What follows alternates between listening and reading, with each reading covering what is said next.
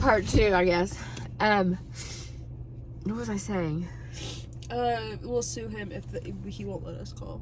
Yeah, because that apparently since I was under their watch, I was allowed to talk to them. That was actually a alienation of parental. It was actually worse than, like, I could be on heroin. It could have been anything. You know what I'm saying? Like, they were like, no, you're off of it now. You're under our ruling, you know.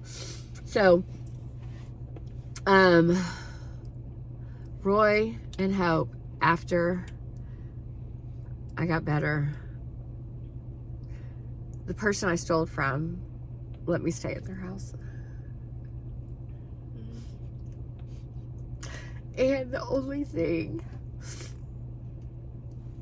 that Roy said to me was, just get better. And Hope said, just get your girls back. And leave Todd.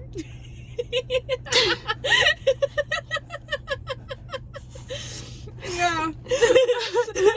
Put your face in there. Put your face in there. No, they've always been fine for that.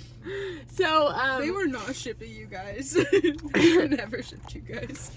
So anyway, what happened next? I think I was still kind of running some kind of drugs a little bit. Well, it was I don't know how, like, I don't know what I was doing, but you were pretty tricky with it. Yeah, no, I was really good at being sneaky. That's part of the fun. Exactly. Yeah. And you know, I'm really smarter than ever I used to think, because there's no way in the world anyone could have worked as long as and gotten you pills. Are so intelligent. But there's no way nobody could get as many pills. I am so much more creative. That's what I can't wait to dig into. No, you are so intelligent. You just have been harvesting it wrong and having someone telling you that you're not for 20 years. And or that looks. What creative you are isn't worth being creative for. You know what I mean? How come it's white? What if it's... Oh, I'm going to have that light. Okay, which is better? I like this. Oh, you do? Yeah. Okay, so, yeah, that was pretty much, well, that was, and so they let me move in with you. They let me move in. That was one of the agreements. And the DHS would come, I don't know how many times, 3 times a week, plus I was doing the UAs, and I was going to the classes and all the things. They were watching you. Turn on your lights. Oh, shit, thank you. And then Grandma Donna came down and stayed until they were like, okay, you know, you can, we'll just watch it, you know what I mean? We got loosened up on that. And the DHS that I completely hated, and then I was like, paranoid, and like, but deep down, somewhere deep down inside me, when I got out of that home, I mean, when I got out of the suicide ward, and I told those ladies they could have my medical records, knowing I was going to test positive. Yeah. There was something inside of me that kept trying to stop. You know what I mean? Yeah. Like, oh, you're definitely subconsciously trying to stop. Yeah, for sure. Because I mean, honestly, there's not one person I know, like, as a 12-year-old that would be like, oh, I want to be a meth head when I grow up. That would be so much fun. You know, there's nobody. I mean, we all have these dreams and aspirations, and then we just get self-destructive. Yeah. So, so I got. You could potentially get pulled over for having your light on. Oh, my bad. I think they can see you fine. Yeah. You're fine. Okay. I might need to speed up a little bit because I'm going like so slow that I want to give an idea to pull me over, actually. Yeah. So yeah, that was and you never left us again. There was never a close call again. I did use again, and I never told your dad. Donna and Carl were staying with us, and I started using again. That's when nobody was involved. Mm-hmm. And oh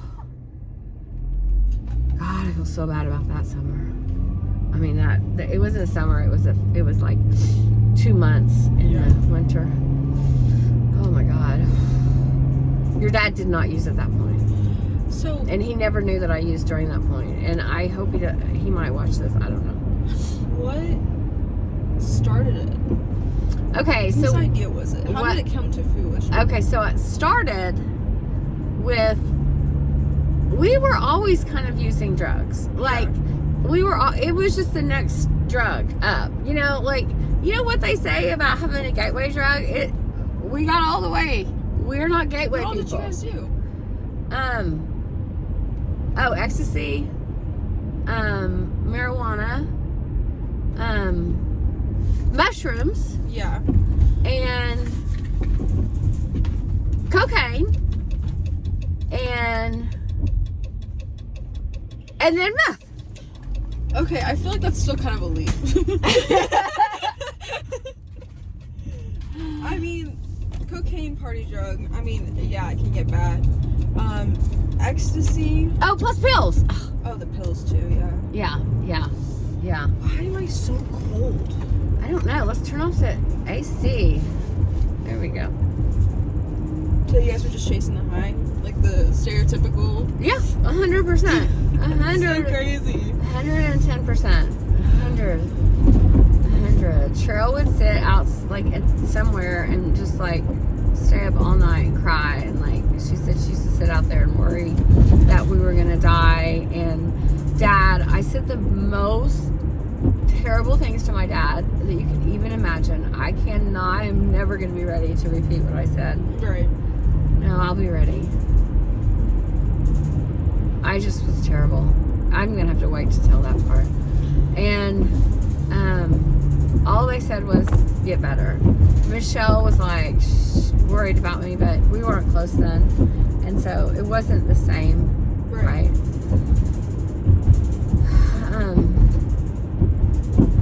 She was really sick with the lupus, really bad sick with lupus, and we were not close because I pushed everyone away. That's what happens when you're on meth. Instead of being, what's the word for thinking the world is for you? There's a word for that. Okay? It's the opposite of paranoid. Mm-hmm. Okay? My life has always been the opposite of paranoid. I've always said, things are going to work out. I'm taken care of. I'm surviving. You know, like, I never was paranoid. I'd be like, I'm going to meet somebody and they're going to have a smile day because I smiled at them. Right. Now I'm like, oh my God, don't let them on. Right. Oh my God. Oh my God. Oh my God. Oh my God.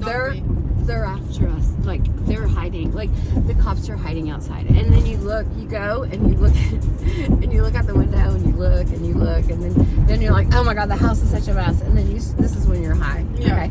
And then you start cleaning. And then you have people over to smoke with you. Yeah. And we smoked in the little house in the backyard, and you guys obviously did not go in there.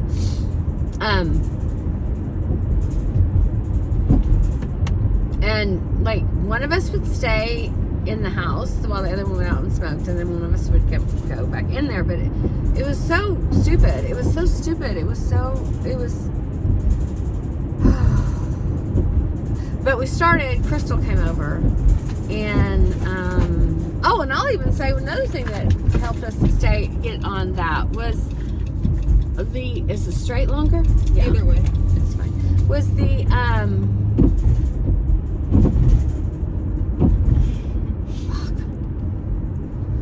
woo. That's what Leo does. Every time he sees the thing. I gotta tell you what he did today. Hold on. I want to hear the story. Oh, okay. What were we talking about? Where were we? No remember at all. Another thing that helped you on that path, and I think you were about to talk about Crystal.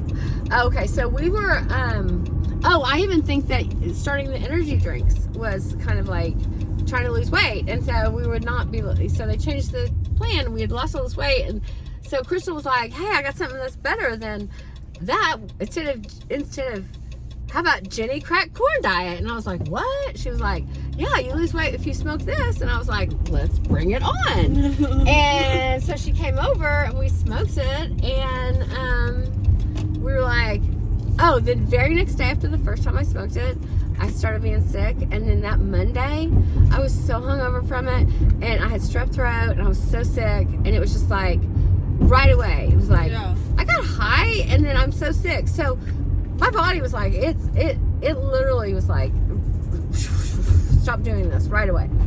And I kept doing it. Yep. Right? Because I am an addict.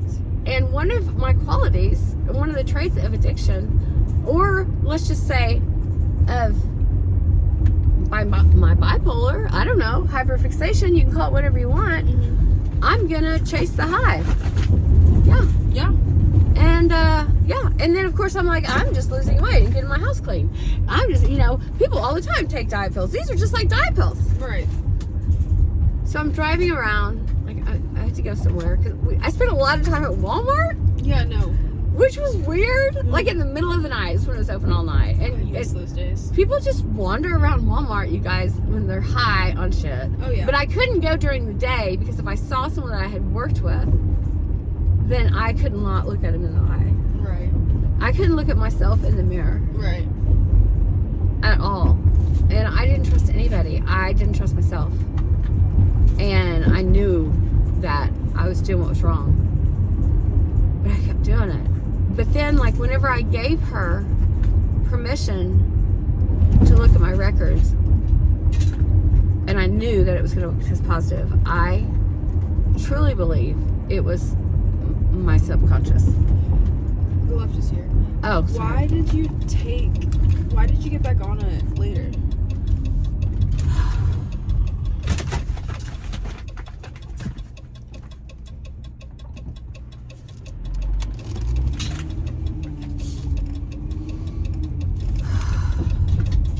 It was as simple as someone going, you want to come over and smoke a bowl? And I was like, sure. And I came over and I thought she meant pot. Mm-hmm. And I had bought pot from her husband. So a lot of times we would smoke pot together, and it was always just a pot, delivery, a transaction with the family. And mom wanted mom smoked the pot. I mean, it's not mom's fault. I'm just saying, like, so that was the connection with them. And when we went over, and so she had started smoking that. And of course, I was just like, okay, of course, we're doing this now. Yeah.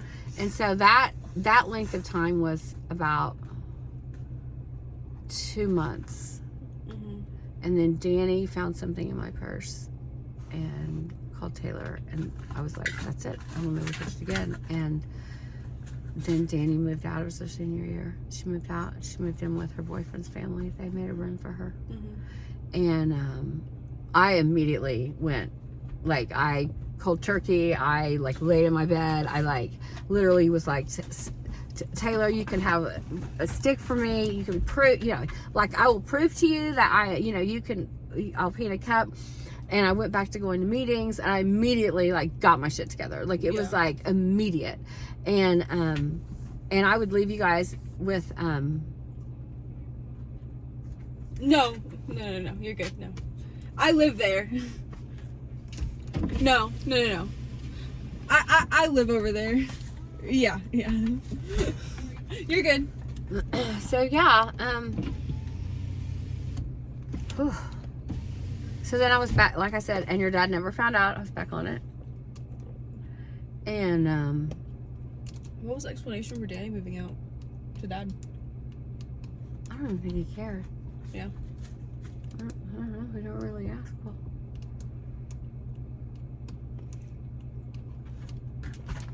and then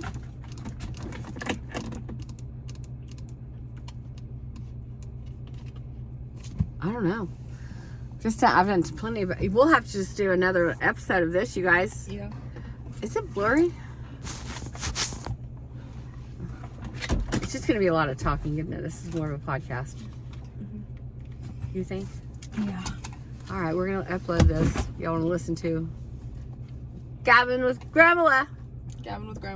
And then I want to do with one where we talk about how the forgiving process works for you. Because you have a lot to process. Even from this conversation.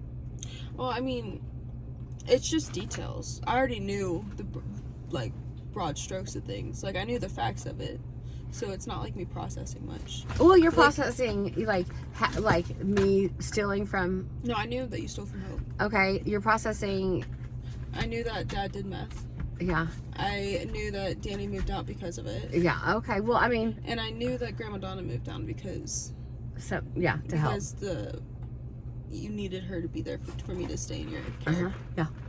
I didn't know that Linda got me out of foster situation that first time though I do remember New Year's Eve where she came and picked me up in the morning,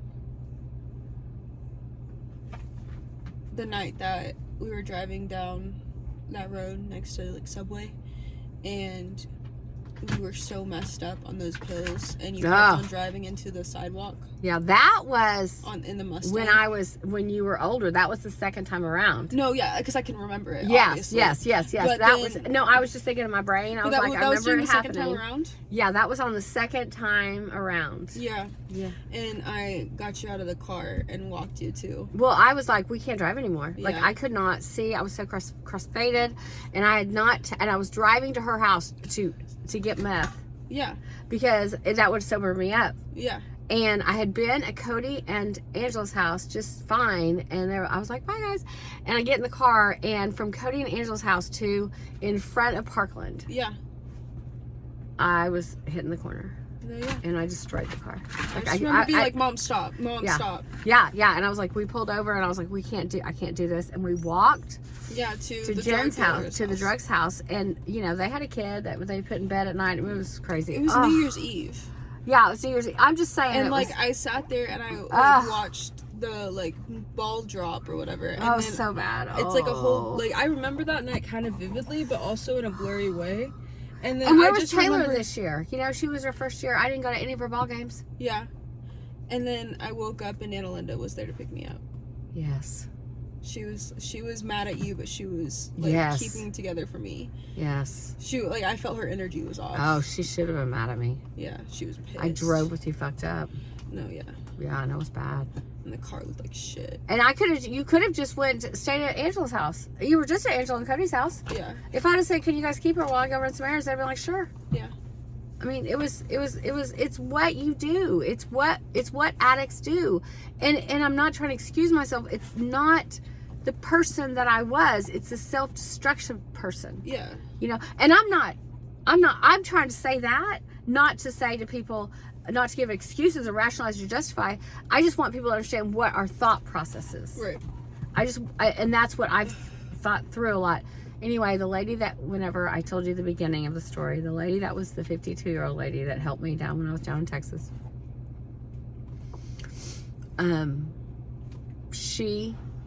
What was I talking about? She was right. Yeah. She was right. And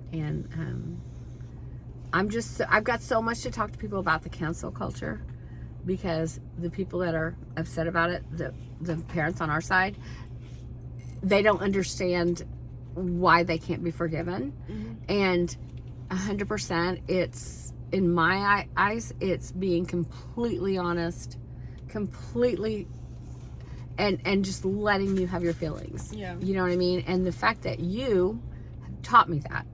Mm-hmm. You know what I mean? You taught me that.